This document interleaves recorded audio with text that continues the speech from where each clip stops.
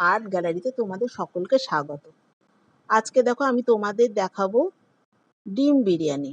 আমি কিভাবে ঘরোয়া পদ্ধতির ডিম বিরিয়ানি করেছি সেটাই তোমাদের সঙ্গে শেয়ার করছি। দেখো ভাত বসিয়েছি, আর বাড়িতে যে চাল খায় সেই চালেরই আমি বিরিয়ানি করেছি। ভাতের মধ্যে লেবু চিপে দিলাম, একটু তেল দিলাম। লেবু দিলাম তার কারণ হচ্ছে ভাতের মধ্যে লেবুটা দিলে ভাতটা ভাঙবে না, আর তেল দিয়েছি যাতে গায়ে গায়ে না লাগে। এদিকে দেখো সেদ্ধ করা আলু সেদ্ধর সময় লবণ আর একটু হলুদ দিয়ে সেদ্ধ করেছি। তারপর তেলের মধ্যে ঘি দিয়ে একে একে আলুগুলোকে ভেজে নিয়েছি। তারপরে এদিকে বেরেস্তা করার জন্য পেঁয়াজ ভাজলাম। পেঁয়াজটাকে ভেজে সেটাকে তুলে নিলাম। তুলে নেওয়ার পরে এদিকে ভাতও হয়ে এসছে। তারপরে দেখো সেদ্ধ করা ডিমটাকে সেদ্ধ করার পরে সেটাকে চিড়ে নিয়েছি। চিড়ে নিয়ে সেটাকে যাতে লবণটা ঢোকে, তারপরে একে একে ডিমগুলো ভেজে নিলাম। নেওয়ার পরে এদিকে আবার কড়াইয়ে পেঁয়াজ দিলাম, লবণ দিয়েছি, তারপরে হলুদ অল্প দিয়েছি, সেটা তোমাদের দেখানো হয়নি, অল্প হলুদ দিয়েছি।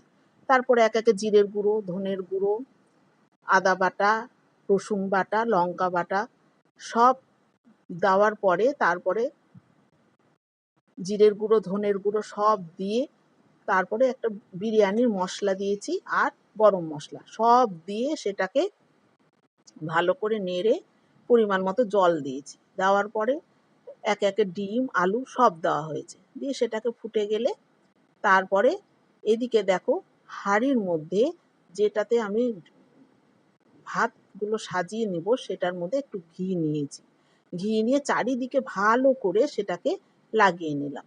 লাগিয়ে নেওয়ার পরে যে ডিম আলু মানে কাইটা তৈরি হয়েছে একে একে সেখান থেকে ডিম আলুটাকে আমি সাজিয়ে নিলাম। নিয়ে তারপরে এদিকে গ্রেভিটাকেও দিয়ে দিলাম। দেওয়ার পরে বিরিয়ানি মশলা আর কেওড়া জল, আতর আর হচ্ছে গোলাপ জল দিয়েছি। আর তোমাদের বলতে ভুলে গেছি, ভাত করার সময় আমি কেওড়া জল, আতর আর গোলাপ জল দিয়েছিলাম। দেওয়ার পরে একে একে সব সাজানোর পরে ভাত দিয়ে দিলাম। ভাত দেওয়ার পরে আবার ডিম আলু সব সাজিয়ে গ্রেভি দিয়ে আমি তারপরে আবার ভাত দিয়ে দিয়েছি। দেওয়ার পরে বেরেস্তাগুলো সাজিয়ে দিয়েছি। আর আমি যেন ওই ডিম আলুর সঙ্গে বেরেস্তা দিতে ভুলে গেছিলাম, ওই জন্য পরে আমি ভাতের পরে লাস্টে আমি বেরেস্তা দিয়েছিলাম। দিয়ে নিয়ে সেটাকে ঢেকে কড়াইয়ের মধ্যে গরম জল করে তার উপরে এই হাঁড়িটা বসিয়ে দিয়েছি। আর চারিদিকে আমি আটা দিয়ে দিয়েছি যাতে বের না হয়ে যায়, গ্যাসটা বের না হয়ে যায়। আর উপরে একটা সসপ্যান জল ভরে দিয়েছিলাম যাতে ওটাকে চেপে রাখে। তারপর এটা 40 মিনিটের জন্য রেখেছিলাম।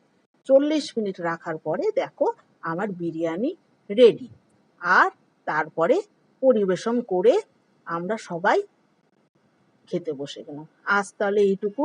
তোমাদের কেমন লাগলো অবশ্যই বলবে। দেখা হবে পরের ভিডিও।